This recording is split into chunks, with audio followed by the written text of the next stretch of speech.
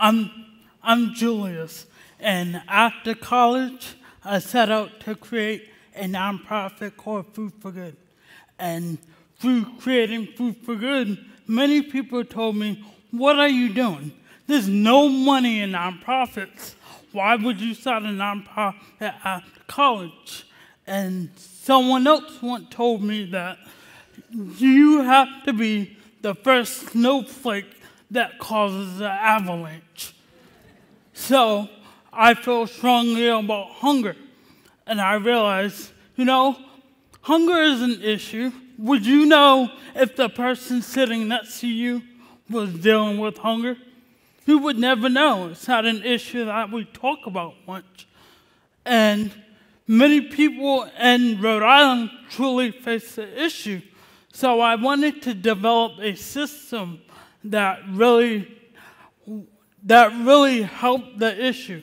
And I came up with this vision of a mobile soup kitchen that would occupy as a commercial food truck half the time, and then as a non-profit mobile soup kitchen the other half of the time, and using that revenue to fund the mobile soup kitchen. Throughout that journey, I realized, people always ask you, yeah, you're creating this nonprofit, but why? Why are you creating this nonprofit? And I realized that, it has a lot to do with civic engagement. I think I was taught civic engagement from a young age. I was adopted myself, and through my parents' eyes, they really saw somebody who needed a home and gave them a home. And my mother always tells me, you know what? It's not that we gave you a home, but it's that you chose us. And through that, I learned that civic engagement is very important. So if we as a person always helps out one other person in our community, we can make our community a better place. Many of you, ask yourself, when's the last time that you said to a neighbor, "Can I help you rake your leaves? Can I help you bring your groceries inside?" Many people don't think of civic engagement and helping others in need. Usually, you want something in return. And I really want people to feel that pay it forward. If somebody helps you, help the next person. Don't wait until somebody helps you. Just go out and help them. I think we live in America where it's all about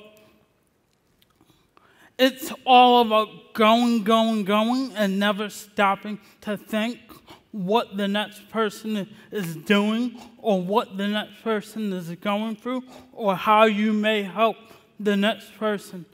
We need to sit back and think, why? Why should we help that person? And if we help that person, will it make them better human beings?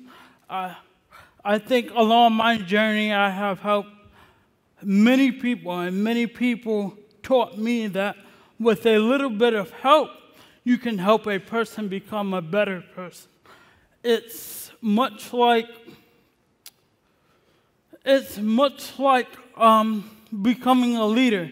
You can't become a leader if you don't learn from other people. And other people learn by helping others.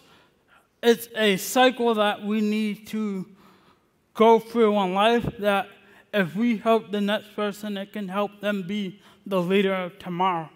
And I think with me, that's how I have became in the position I am today. Many people have helped me get where I am today. I think realizing what it takes to create a nonprofit, it's not easy. I thought it would be a piece of cake. I thought, oh yeah, people will love the idea. Oh yeah, people will want to help. Oh yeah, people in the community, they would love to see a mobile soup kitchen. Not necessarily. Some people might say, why are you doing that? it already been done. There's other soup kitchens. Why does it need to be mobile? It's more about the vision behind it and knowing that, yeah, it has been done, but is it being done to the best ability that it can be done? So, for me, I tell many people, yeah, soup kitchens have been done. Even mobile soup kitchens have been done. Even nonprofits have been done. But what they're missing is a more sustainable way of doing it. And that's why I created Food for Good, which an average person can buy a meal that benefits somebody else in need. So it's more sustainable, much like a Tom's Shoes model. Or if you look at like how a Salvation Army started. Salvation Army gets a lot of their funding through this source. Same thing with Food for Good. We'll get a lot of our funding for people buying a meal to support somebody else in need. So every $5 spent at our truck can provide 2 meals to someone else in need. I think along our journey, you'll realize that, you have failures. Some of my failures is that I started out at URI and I said, I'm going to study political science, and I want to be the one on the opposite side. I want to be making the policies, and that really didn't work. So it brought me to Johnson & Wales, which I figured, all right, I'll learn an amazing skill as cooking, culinary art, and I'll provide that skill in my community, helping out people in need. So now I won't be making the policies, I'll be creating the change I want to see. And creating the change I want to see has opened up my eyes to realize that it's more meaningful to connect with a human on a one-to-one level than be in the back developing policies. It all has to be done. You just have to choose which one you want to do. And I would say for everybody who believes in the issue and wants to stand strong behind that issue, find out why you stand strong behind that issue and what's the value to you. So when people ask you why, you can speak from the heart and it doesn't just roll off the tongue. It sparks interest. And many people say,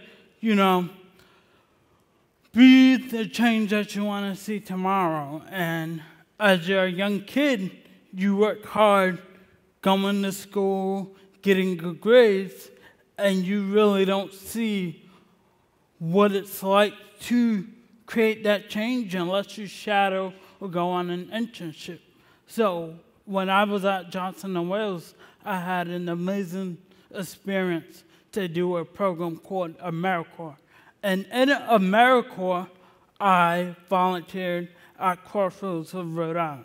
And I got to see firsthand what it's like to be a person in need and someone who needs food and just needs support.